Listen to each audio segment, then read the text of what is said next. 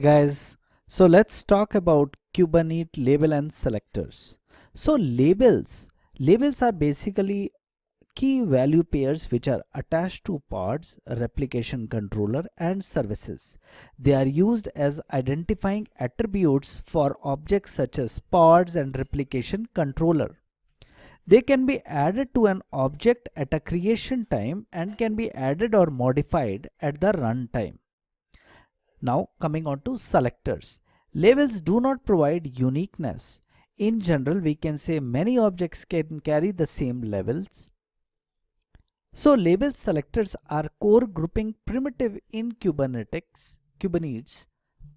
They are used by the users to select a set of objects. So Kubernetes API currently support two type of selectors. One, equality based selectors, and two, set based selectors.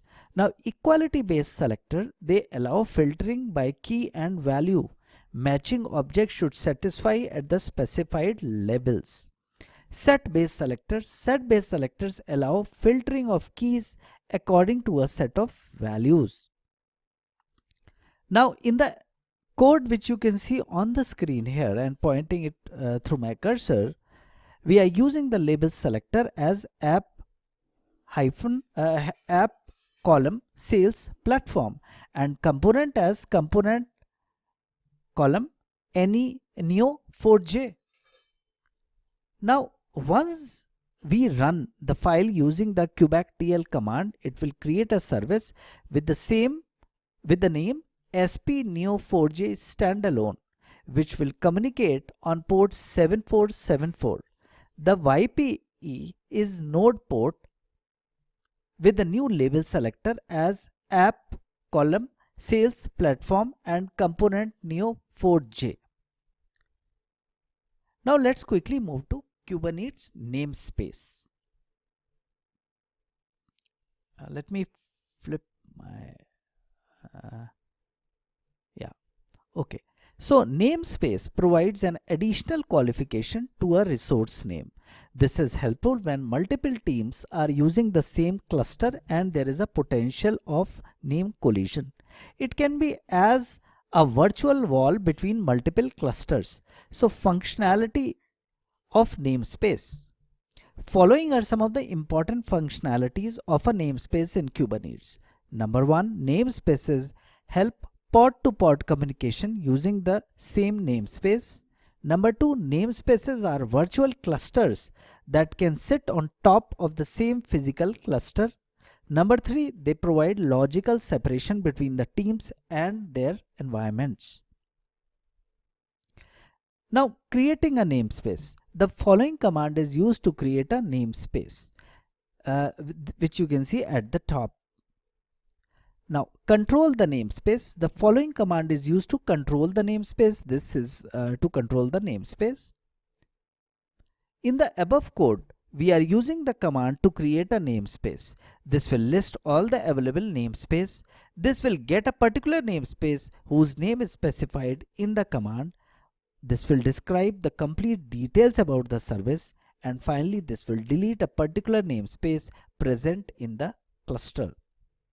Now using namespace in service example, right?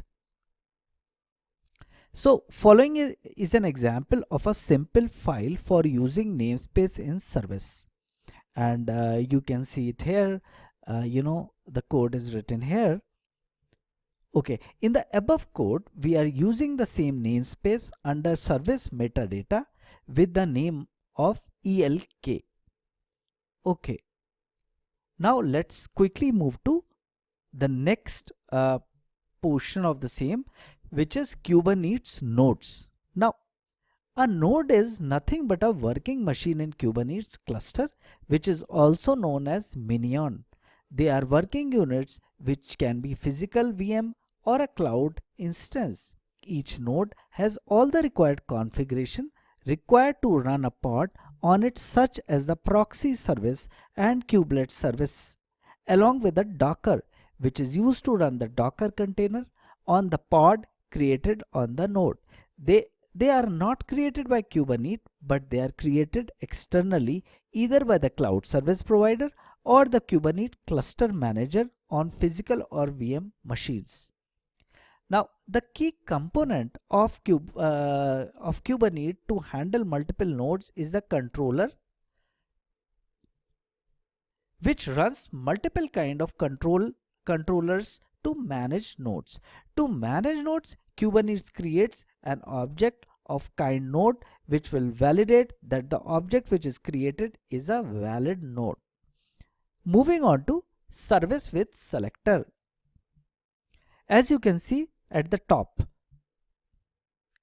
in JSON format, the actual object is created which looks as follows, as you can see here.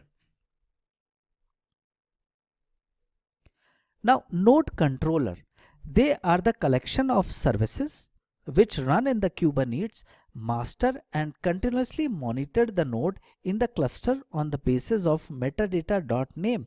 If all the required services are running, then the node is validated and a newly created pod will be assigned to that node by the controller. If it is not valid, then the master will not assign any pod to it and will wait until it becomes valid. So Kubernetes master registers the node automatically if register-node flag is true, as you can see here. However, if the cluster administrator wants wants to manage it manually, then it could be done by turning the flag off, as you can see here. So basically this completes the details on nodes as well.